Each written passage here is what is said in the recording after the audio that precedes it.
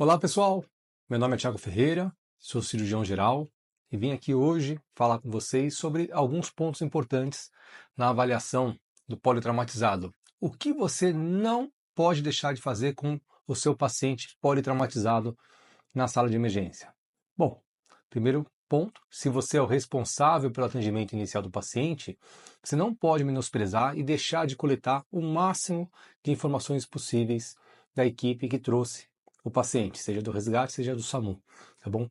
Perguntar como é que o paciente estava no local, como que ele se comportou durante o transporte, informações sobre o mecanismo de trauma do paciente.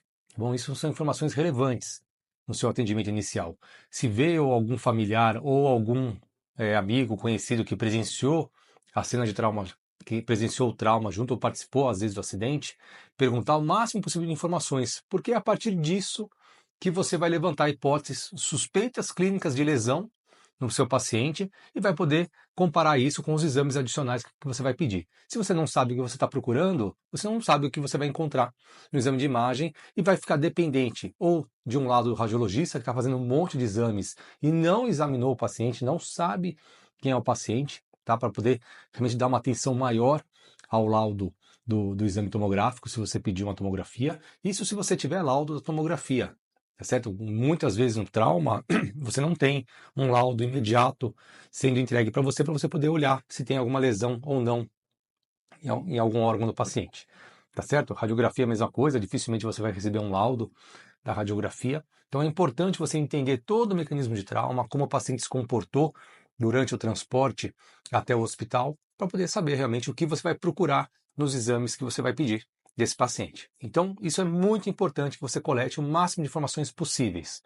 Depois disso, obviamente, fazer o ABCDE, refazer o ABCDE e fazer a avaliação secundária, tá bom? Complementando ela com o máximo de informações possíveis em relação ao histórico do paciente, alergias, alimentação, passado médico e outras informações. Então isso é muito importante que você faça. Coletar informações, fazer o ABCDE, refazer o ABCDE e fazer a avaliação secundária.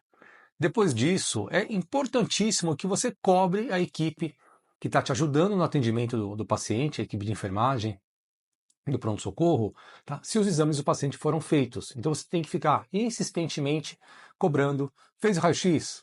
Fez a tomografia? Coletou o exame? Porque a função sua não é só escrever ali, ó, solicitei raio-x, solicitei coleta de HB, HT, tipagem sanguínea. Não é só isso, você tem que cobrar ativamente. Lembre-se que assim como você está sobrecarregado, às vezes está atendendo vários pacientes ao mesmo tempo, a equipe de enfermagem também está sobrecarregada.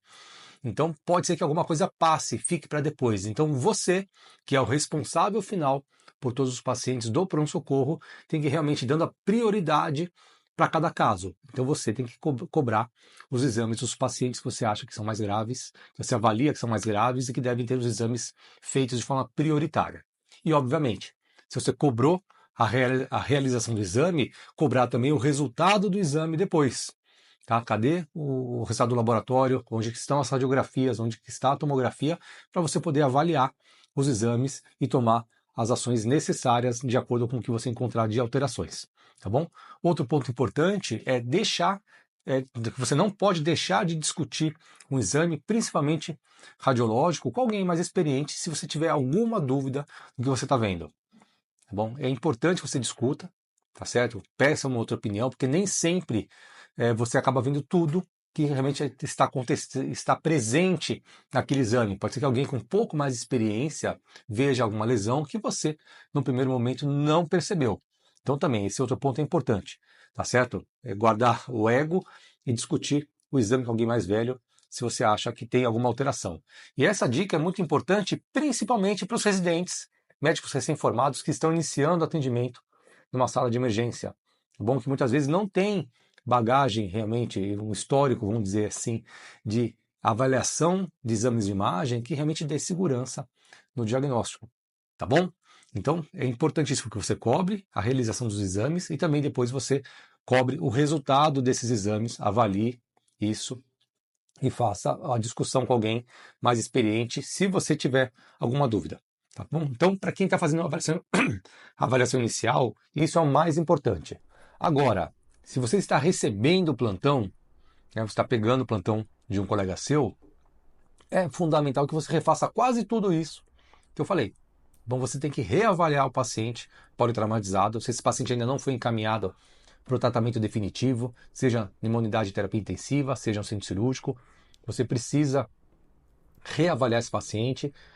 É interessante que você refaça o ABCDE, refaça a avaliação secundária. Lembra que o colega seu estava no plantão, pode ser que tenha tido um plantão catastrófico, com um monte de avaliações, alguma coisa tenha passado despercebida e você vai encontrar isso na sua avaliação do paciente. Então é importantíssimo que você reavalie o ABCDE e a avaliação secundária do paciente politraumatizado que está na sala de emergência no plantão que você está recebendo, tá bom?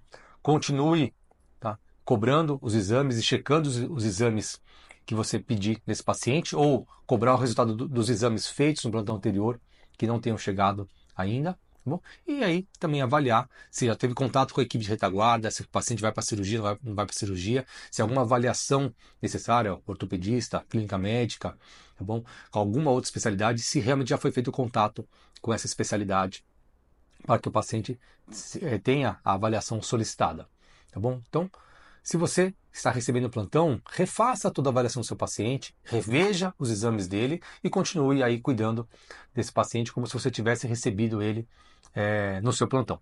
Tá bom? Então essas dicas são importantes para que você não deixe nada passar em branco na avaliação do paciente na sala de emergência. Tá bom? E em relação a procedimentos, um outro assunto muito importante que às vezes é motivo de algumas complicações e alguns apuros no pronto-socorro, é realmente quando você vai tentar fazer algum procedimento e você não tem muita experiência nesse procedimento. Muitas vezes você vai estar sozinho na sala de emergência, realmente é o único médico do plantão e tem que resolver o assunto. Mas é importante que você realmente peça ajuda, peça supervisão de alguém mais experiente se tiver a oportunidade. Bom, erros comuns. Medicar um paciente, sedar um paciente para fazer a intubação sem ter o material para uma crico ou uma traqueostomia já pronto, se você não conseguir intubar esse paciente e ele estiver sedado. Isso é importantíssimo, você preparar o material de crico, de traqueostomia, antes de fazer uma intubação do paciente. Saber, ter certeza que você tem esse material ali pronto, disponível para usar se precisar, tá certo? Fazer uma flebotomia, um paciente que está com acesso venoso difícil, tá bom? Então, pedir supervisão, ajuda de alguém mais experiente quando for fazer uma flebotomia, reavaliar os exames, como eu falei um pouquinho antes aqui nesse vídeo.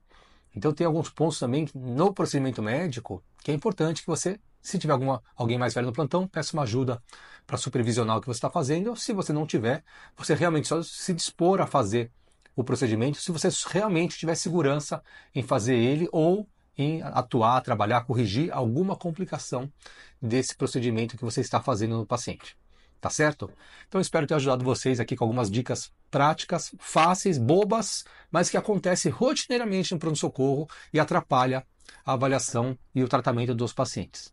Tá bom? Qualquer dúvida é só enviar nos comentários. Até o próximo vídeo.